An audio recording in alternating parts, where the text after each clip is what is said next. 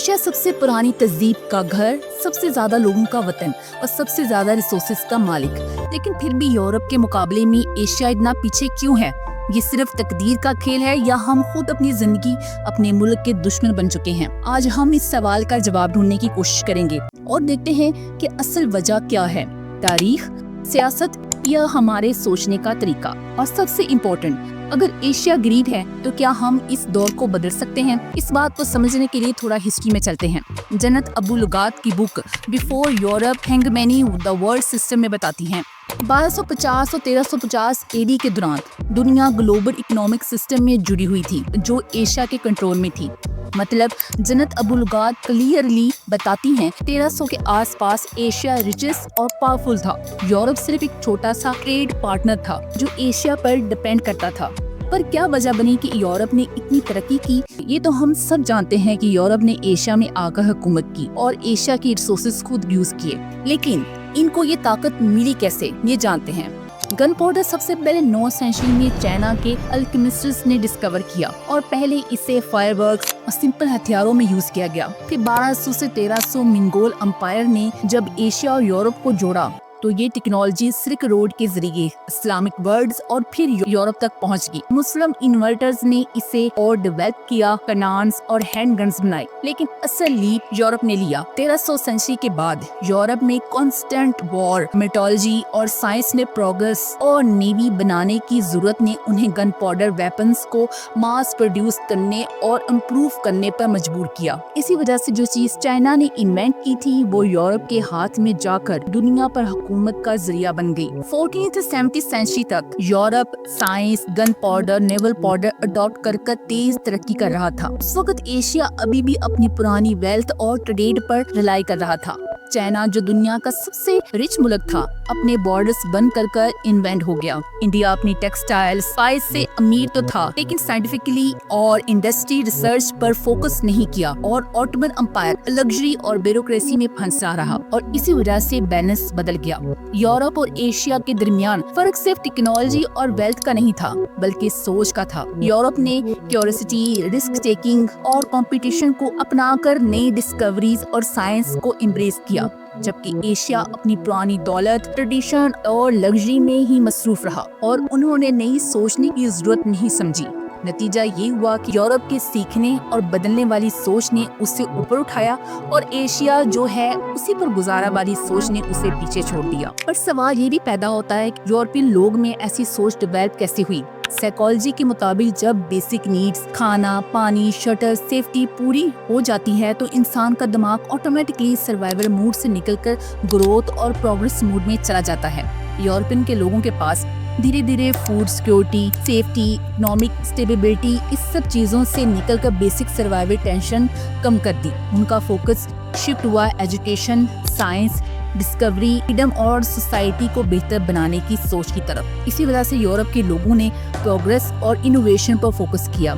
Asia का बहुत सारे मुल्कों में, स्पेशली साउथ एशिया में अब तक भी लोगों की बेसिक नीड ही पूरी करना मुश्किल है। पानी, रोटी, सेहत और एजुकेशन।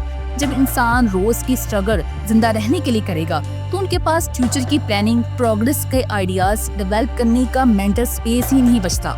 साइकोलॉजी में इसे मास्लो हायरार्की ऑफ नीड से समझते हैं। जब तक इंसान के निचली वाली जरूरतें फूड, शेल्टर, सेफ्टी पूरी नहीं होती, वो ऊपर वाली चीजें प्रोग्रेस, क्रिएटिविटी और सेल्फ एक्चुअलाइजेशंस की तरफ ध्यान ही नहीं दे सकता। इसीलिए यूरोप के लोग आगे बढ़ गए और एशिया के बहुत सारे मुल्क अब भी सर्वाइवल स्टेज से ऊपर निकलने की कोशिश ही कर रहे हैं। ये सब चीजें बेसिक नीड, रोटी, कपड़ा, मकान और सेहत, तालीम असल में स्टेट और पॉलिटिशियन के कंट्रोल में होती हैं। जो हुक्मरान होते हैं वो ही डिसाइड करते हैं कि पैसा कहाँ लगेगा, आवाम की एजुकेशन और हेल्थ पर या सिर्फ अपनी पावर और फायदे पर। और इसी वजह से आवाम को बेसिक नीड से दूर रखा जाता है और ये उनकी एक कंट्रोल स्ट्रेटजी भी होती है। जब इंसान भूख, बेइलाज और बेरोजगार होता है तो उसके पास सोचने, सवाल करने या हक मांगने का वक्त ही नहीं बचता। वो सिर्फ गुजारा करने की रेस में फंस जाता है। साइकोलॉजी में इसको लर्न्ड हेल्पलेसनेस भी कहते हैं। मतलब जब बार बार इंसान को महसूस हो کہ کچھ بھی کر لو سسٹم بدل نہیں رہا تو وہ کوشش ہی چھوڑ دیتا ہے. یہی تو رولرز چاہتے ہیں.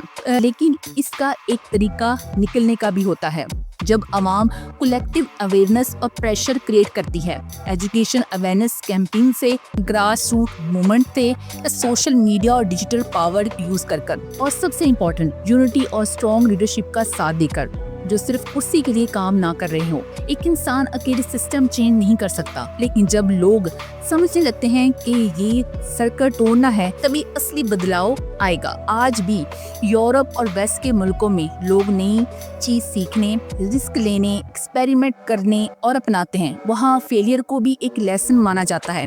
اسی وجہ سے وہ ہر فیلڈ میں آگے نکل گئے, سائنس اور ٹیکنالوجی, اکنامک, حتیٰ کہ سوشل سسٹم تک. دوسری طرف ایشیا کے ملکوں میں ابھی بھی کنزرویٹو سوچ چلتی ہے.